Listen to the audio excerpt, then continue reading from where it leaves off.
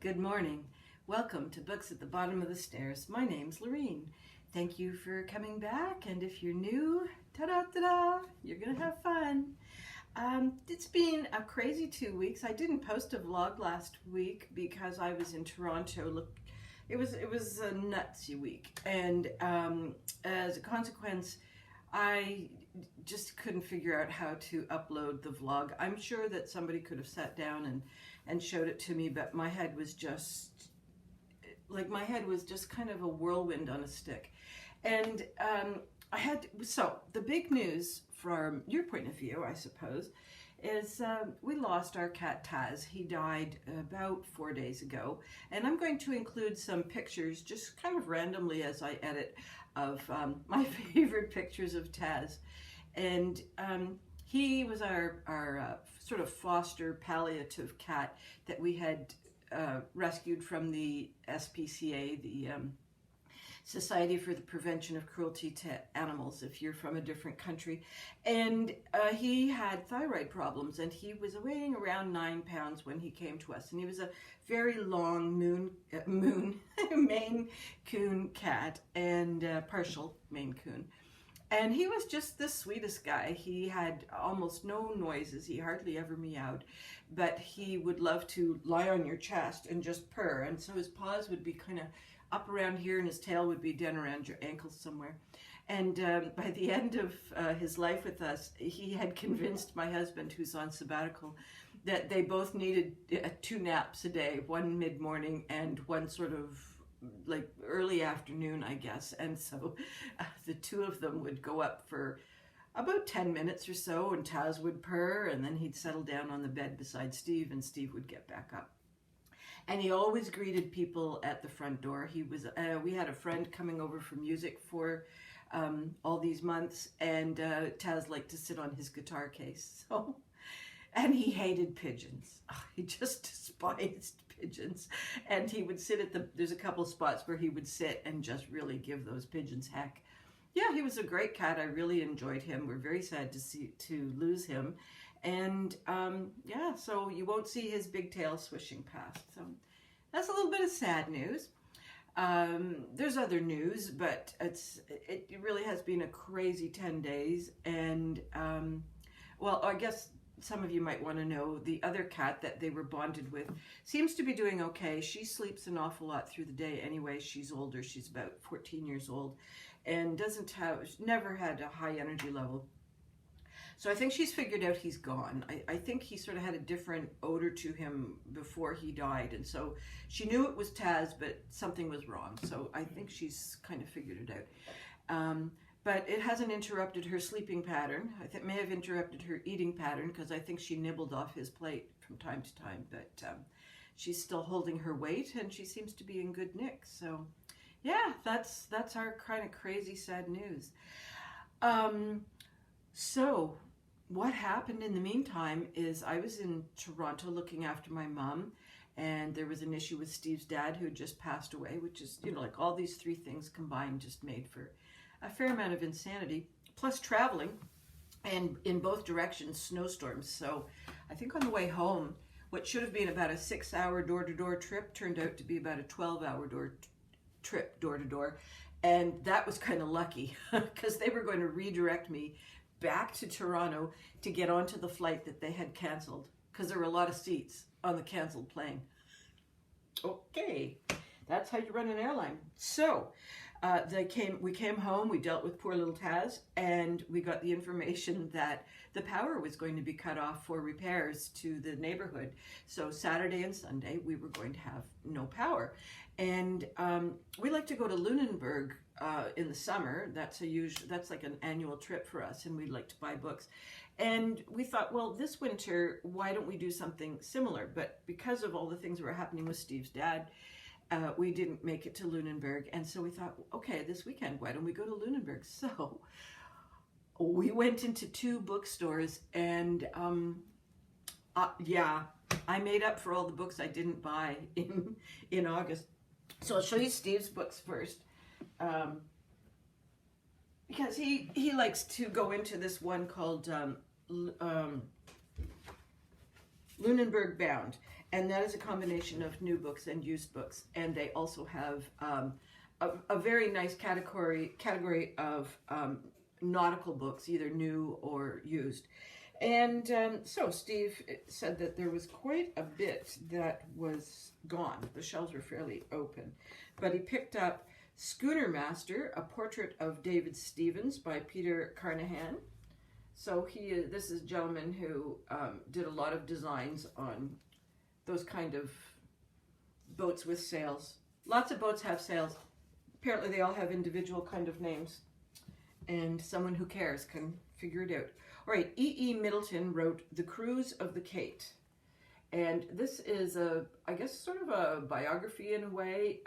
Middleton decided in 1869 that he would sail single-handed around England in a 23-foot boat, choosing the most difficult course he could think of. Yeah, so he did, oops. The buzzer went. It's just the heat. Okay.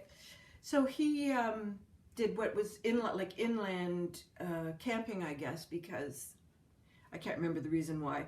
And that meant that he was, subject to all kinds of tidal rises. It should be a good book. I might even read it. Sometimes I enjoy that. Then two new books, The North Water, a novel by Ian McGuire. And this is about the hunting waters of the Arctic Circle aboard a bigger ship, and there is a retired ex-army surgeon and some kind of really bad guy. I think this takes place in the 1800s. And then this one, it's kind of funny, I don't really know why he picked it up. It's called The Museum of Whales You Will Never See by Kendra Green, and the subtitle is And Other Excursions to Iceland's Most Unusual Museums. It's got a pretty cover. Well, we were in Iceland about 5 years ago with a family, and there are a lot of weird museums there. So maybe there's a few that Steve missed. A couple of them have relocated. Now, sometimes you drive all this way for a museum, and you're in a community of about 60 people, and they've got this big tourist attraction. And yeah, I think that as far as museums go, they're probably not badly curated and so on. And that's an area of study that my daughter did for her master's, was sort of community communications about artifacts and the stories around the artifacts. And so we were all very interested in the museum side of things at that point. So we have, as a family, whenever we travel, we do tend to go to art galleries and museums. Just, I don't know, I guess it's just something that we always like to, analyze. It's easier to analyze a museum that stands still than a soccer game. That's my theory. Okay, so then in the mail, I don't really know why I did this, because I had made a decision that I wasn't going to buy any online books, and I did. I went to Persephone Press, and they are definitely expensive, but I have been working my way through Dorothy Whipple, and they have, I think, about 11 books, and this purchase would get me around number 6 and 7, I think. So the first two Dorothy Whipples is They Knew Mr. Knight, and what Persephone Press doesn't do is very good book blurbs, like they tell you about the author, and then they do a little extract around the inside of the book. So I can't tell you what the book's about, but I enjoy Dorothy Whipple. And the only thing about Persephone Press that's visual are their end papers, which are really lovely. And you get a matching bookmark to go with it. Now, that's a big book, but this one's even bigger. Like, look at the difference. Yikes. This one also by Dorothy. Oh no, have I made a mistake here? I have. I didn't get two Dorothy Whipples. This is by Dorothy Canfield Fisher, The Deepening Stream, and I believe it is one of their newer releases. And it had to come in its own package. It was so big. And again, I forget what it's about, and they don't tell you. And the end papers are really, really sweet. I go through their catalog, and it used to be an in-person catalog, and because I'm not getting that these days, I forget to go to the online catalog. So right now, because I've gone through most of their collection and there's only about 4 more books I want to get that are Dorothy Whipple's, I haven't really purchased anything more from their back collection. And the last one I picked up was Making Conversation by Christine Langford, and that's a little smaller. So I'm going to put this into the April reading pile, and these 2 guys are going to go in the whenever the heck I can get to it pile, probably in the summer. Okay, so when we were at the first bookstore in Lunenburg, I picked up 3 books, and then for every purchase you got one of their what are they called? They're like the advanced readers, or yeah, or there's another word for advanced readers, but it's not coming to me. Taz's hair is still all around. I haven't vacuumed since he's gone, so we're still meeting Taz. This one's called A Legend of Grey Hollow by Summer Rachel Short, and it is a middle grade fantasy, and let's see, I think there's some time travel into this one. There's a mist coming in with cryptic messages, and there's a bit of medieval garb. And I was laughing. I said to Steve, I sure hope this book takes place in England, because I never quite get when we have medieval time travel in North America. Like, it just seems kind of peculiar to me. So this is just going to go on my pile of whenever I get to it, because it's not something I had any ambitions about. All right, I saw quite a lot of books that I was interested in. There are 2 YAs. This is the one book by Joe Truggieri that I have not read, and it's about Ari Sullivan, who's alive for the time being. She's in the bottom of a cistern, confused, injured, and alone, with a shadowy recollection of a voice. The killer is planning a gruesome masterpiece, a fairy tale tableau of innocence and blood. Until now, Ari was happy to spend her days pining for handsome recent arrival Stroud Bellows, that's the name, safe in her small hometown, but her community has turned very dangerous, and Ari might not be the only intended victim. So that one's kind of cool sounding. And this one is Urchin by Kate Story, and it is electric with magic, glittering language, and high wire tension. Story's protagonist is non-binary Dor, a brave spy and adventurer who soars off the page, out the window, and into the gloom. So Lisa Moore actually was one of the people who did a blurb on the back, and I like Lisa Moore as an author. So, and actually, you know what? Once upon a time, I was in Newfoundland, and there was this lady who was drawing at a table, and I had recently taken a course on urban sketching, and you know, it was just sort of like the whole thought of sitting there. She was alone, sitting there alone with a coffee cup and just sketching the people or the things around you. And I was just like thinking, like, where's your brain in that? In the sense that, like, I guess I have insecurity, so I thought, how is she overcoming her insecurity? So that's what I wanted to talk to her about. So I scooch on over, yak, yak, yak, yak, yak, yak. Then she tells me she's writing a book called Flannery. And I go, oh, wow, I'm a writer too, but I'm not published. And so she very nice conversation. And I said, okay, thank you very much. And I trot away, and I get to my husband, and he goes, do you know who that is? And I said, no. And he goes, that's Lisa Moore. And I said, no, it's not. And yes, it is. I said, so how do you know? And he goes, well, I recognize her face from the pictures on the books. And I said, oh, I never look at those. So I accosted Lisa Moore in Newfoundland. So I thought that's why I should read this book, because she recommended it. Okay, so it's also by local publisher, Torres Cove, Newfoundland, which is, no, that's the place, I'm sorry. Runningthegoat.com is the publisher. And so I'm really excited to read this Canadian author. They're both Canadian. All right, this, I think, am I telling a lie? Is Emily St. John Mandel Canadian? I think she is. Well, anyways, I picked up one of the books that I hadn't read by her, The Glass Hotel, and this was a Giller Prize finalist. So that's okay. If she had won, I wouldn't read it. But since she's a finalist, someone realized that they couldn't destroy the book by giving it the prize. So Vincent is a bartender at a hotel at a 5-star glass and cedar palace on the northernmost tip of Vancouver Island. When the owner shows up, there's a sign on the wall that says, "Why don't you swallow broken glass?" So then someone else shows up who's an executive for a shipping company, and it's weaving together the lives of these characters between the skyscrapers of Manhattan, the wilderness of remote British Columbia, and painting a breathtaking picture of greed, guilt, fantasy, delusion, art, and the ghosts of our past. So it looks like I've got 3 really good Canadian authors on my to-do list, completely unplanned. Well, you think the adventure stops there, but no, it doesn't. It continues.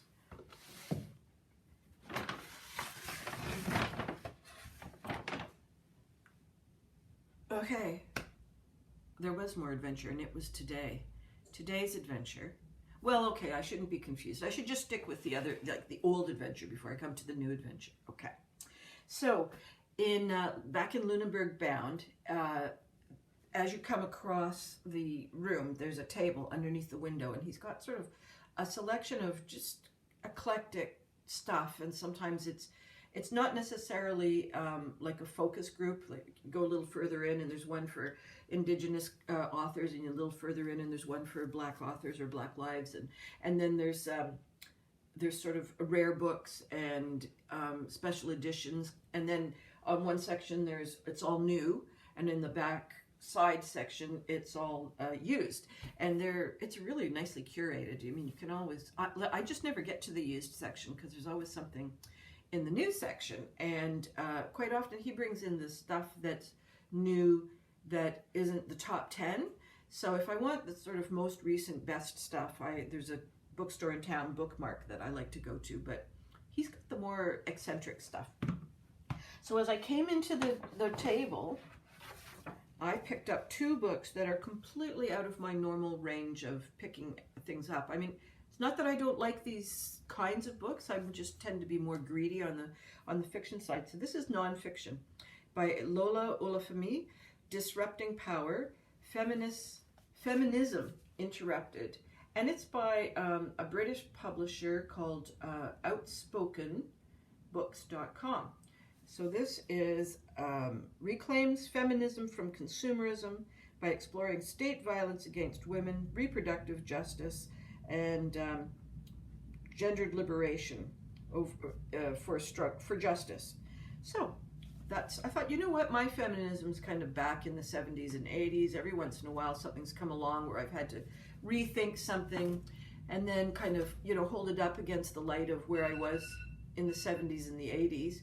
And to me, a lot of the things from the 70s and 80s still hold true.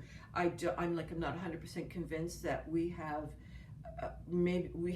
achieved some of the things, but have we positioned ourselves to be able to keep them? I think that's kind of where I'm at, is because I see a lot of the erosion on human rights in general, and women's rights, more as becomes sort of a niche problem in a sense, because everybody's healthcare and social well-being and so on is being challenged, and so as a result, so are children and women. But so that's why, I'm still sort of stuck in the 70s and 80s. I see those problems still rising, but I think, I can do with a refresher. And so nonfiction. Now, I didn't pick these up for nonfiction in November. I just thought I need to wake up. And the second one I picked up on the topic of waking up is by Amelia Horgan, Escaping Capitalism, Lost in Work. She asks 3 big questions. What is work? How does it harm us? And what can we do about it? While abolishing work altogether is not the answer, Lost in Work shows that when we are able to take control of our workplaces, we become less miserable and work towards the transformative goal of experimenting with work as we know it. So this does not mean that we're headed back to the medieval ages of, trade and serfdom.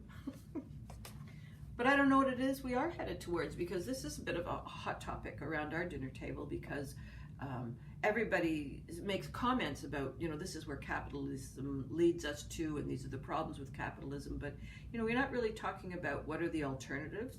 So I'm very interested in what the alternatives are. I can see the damage that capitalism is doing to us, but I equally see the damage that other social systems bring, and would like to emigrate to the Scandinavian countries. So these are my 2 wake up and see the world books. Then I found a book on the same table.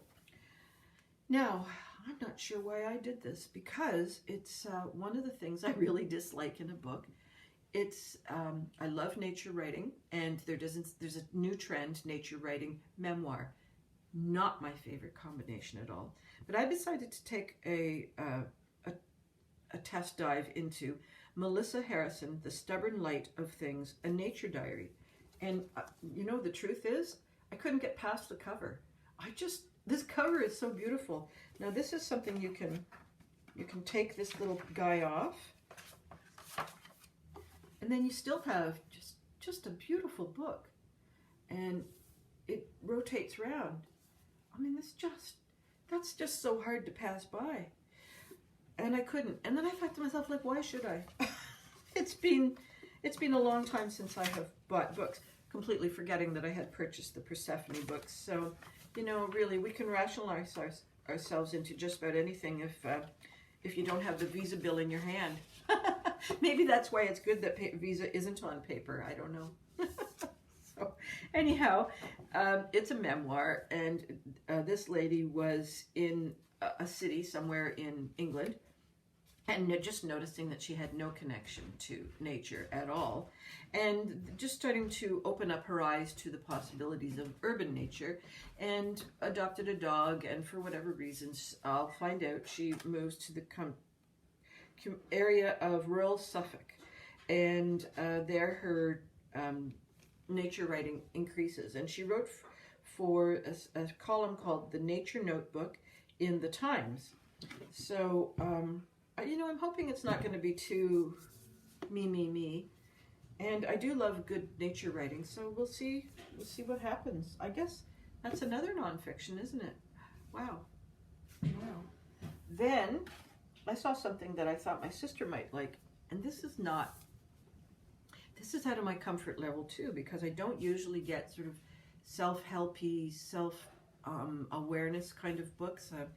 Anyways, we've been talking about, sort of in the course of the family, we had been talking about ADHD and anxiety, and just the sort of increasing amount of anxiety in the population now, regardless of age span.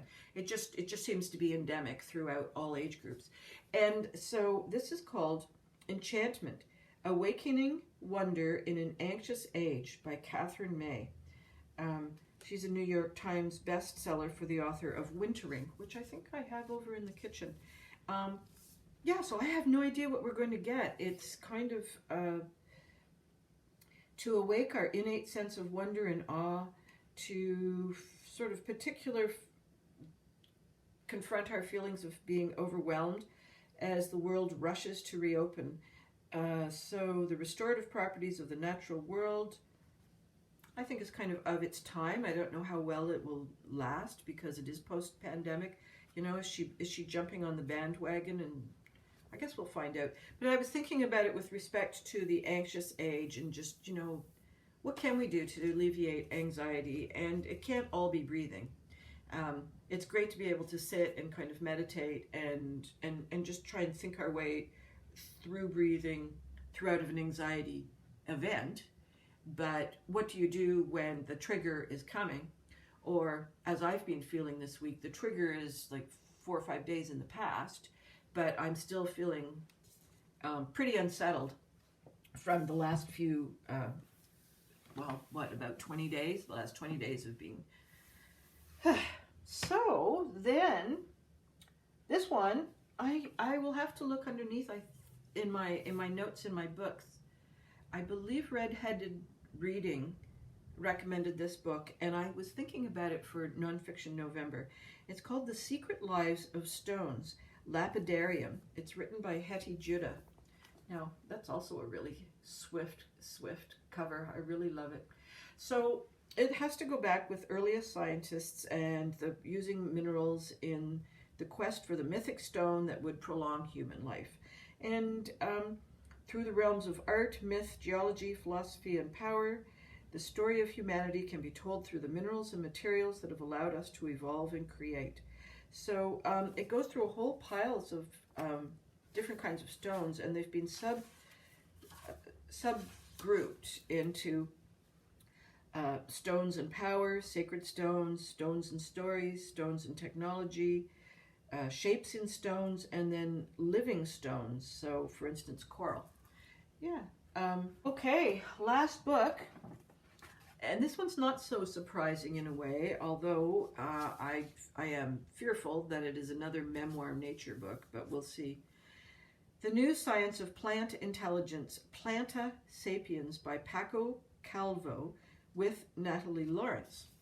And the premise here is that, as we've discovered in other books like The Life of Trees and that, what is that called, where the mushrooms have mushroom tendrils, where they're all interconnected with the trees and with each other under the ground and so on, and just how plants can trigger pheromones and so on, so that they know that there's a drought and what's the drought strategy going to be, that sort of thing. So I think this is about taking it a step further and not doing it just at a species level, but doing it at kind of a grander level. So I think that if a mushroom and a moss are communicating, and the mushroom's communicating with the trees, then what are the trees communicating to the shrubs? And, you know, like all this sort of bigger picture communications. That's what I think. We'll find out as I read it. But again, I'm just a little worried about how self-referential the guy's going to get. Well, maybe I'll just take a black magic marker and strike out all the sections if they're talking about themselves too much. Okay, so that was the shopping at Lunenburg, all nonfiction. 1, 2, 3, 4, 5, 6 nonfictions, 2 of them for Nonfiction November, 1 of them for my sister, and the other 3 are more about like waking myself up and, you know, joining the 21st century. Then, because the story is not over, I went into Bookmark because I had ordered this book, and turns out I had enough points that I got it for free. This is Legends and Lattes by Travis Baldry, and it has been all over BookTube. A lot of people have been reading it. It's completely nonsensical, I think. After a lifetime of bounties and bloodshed, Viv is hanging up her sword for the last time. The battle-weary orc aims to start fresh, opening the first-ever coffee shop in the city of Thun. But rivals old and new stand in the way of success, not to mention the fact that no one has the faintest idea what coffee actually is. So, yeah, it was free. I could use some humor. And although I had other goals for March, I think I'm going to pursue this because I could use a giggle.